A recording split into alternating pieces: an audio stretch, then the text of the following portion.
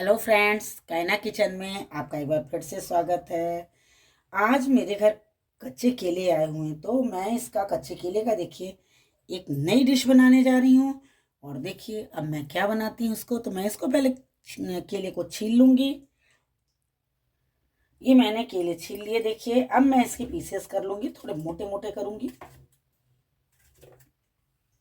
ये देखिए मैंने केले को कट कर लिया। आप जिस भी आकार में काटना चाहें काट सकते हैं।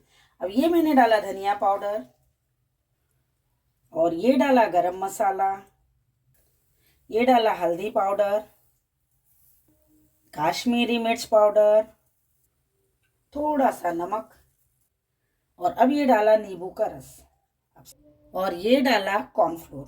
अब सारा मसाला मैंने मिक्स कर दिया। और अब ऑयल गरम हो चुका है। मैं देखिए इसको डीप फ्राई कर रही हूँ। मैं पलट दे रही हूँ। एक तरफ से देखिए ब्राउन हो गया है।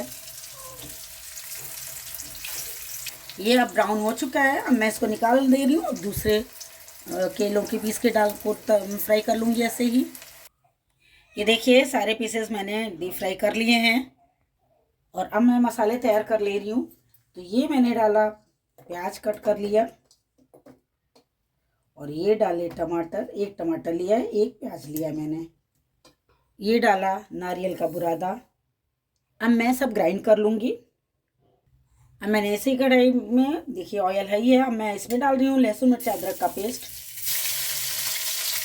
और अब मैं डाल रही हूँ टमाटर, प्याज और नारियल का जो मैंने बुरादे का पेस्ट तैयार किया था वो डाल रही हूँ। ये मसाले को थोड़ा भून लूँगी।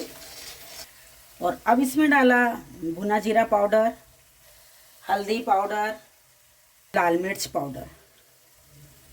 ये डाला थोड़ा सा नमक क्योंकि मैंने उसमें डाला हुआ केले में, इसलिए मैं थोड़ा नमक डाल रही हूँ। और ये डाल रही हूँ थोड़ा पानी। ग्रेवी अगर आपको लगानी है, जैसी ग्रेवी लगानी है वैसा आप पानी डालिएगा। और अब डाल रही हूँ जो मैंने केले फ्राई किए थे वो। और ये डाला गरम मसाला।